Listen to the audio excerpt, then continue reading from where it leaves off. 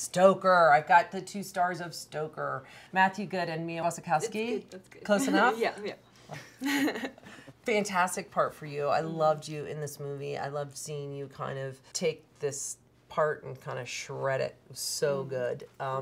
And you, as I was saying earlier, great, creepy, all good American guy.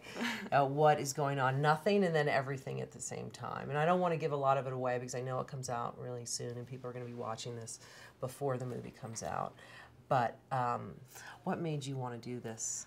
Well, yeah, I mean, like, the character was so original and unique. I'd never really been offered anything like that. And then also, like, Director Park, a huge fan of him and his films, so, you know, being able to see how he translates it on screen was pretty incredible. So it was a no-brainer. I didn't have to think about it very much at all. I just said yes.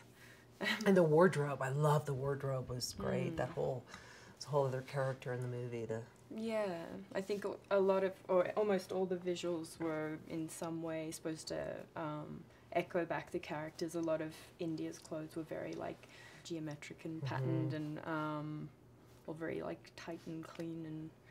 And you play the long lost uncle, right? The Uncle father's Charlie. brother, Uncle Charlie, that we somehow just mysteriously appears and you don't know him, but yet you feel like you've been waiting for him. Yeah, definitely. I think it begins with, you know, India not knowing, you know, she even had an uncle, and all of a sudden he turns up and is almost like a replacement to her father in a way, and then begins this strange love triangle between the mother and the uncle and the daughter, which is a bit unconventional family relationships.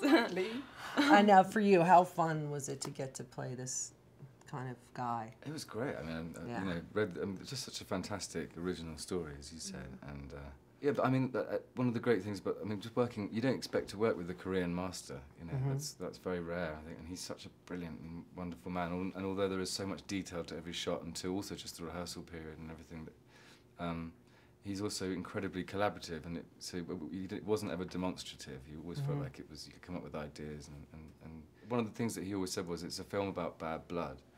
So, not trying to give too much away, but it is an exercise in sort of what's parenting, nature, nurture. Where does evil possibly sprout from?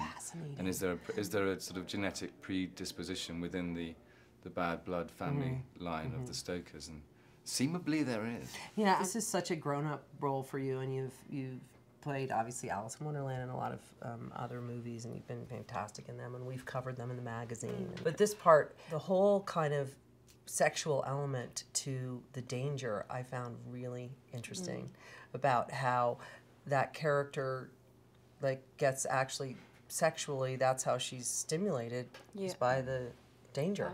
Violence. And it was interesting because Director Park always talked about it very innocently with me, and you know, it's a coming of age. He's always seen it as a coming of age story and as sort of a twisted fairy tale, I guess, having like, you know, a romance in her mind and being completely infatuated with this older uncle, and that the story is her sexual awakening, as unusual an experience as it is.